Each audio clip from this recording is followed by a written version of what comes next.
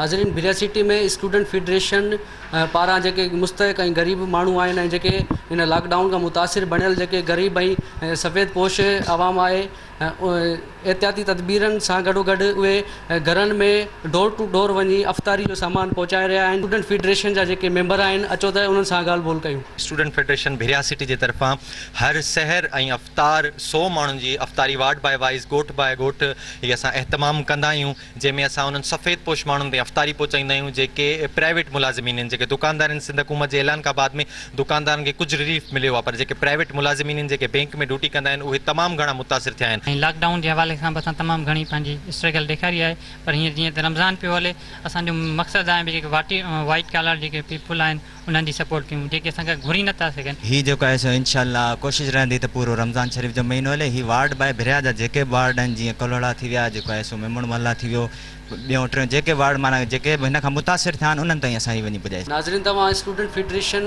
जे मेंबरनि जा वीचार ॿुधायो। कैमरामैन अकबर अली सां गॾु राणा राशिद अली, सिंध टीवी न्यूज़, भिरिया सिटी।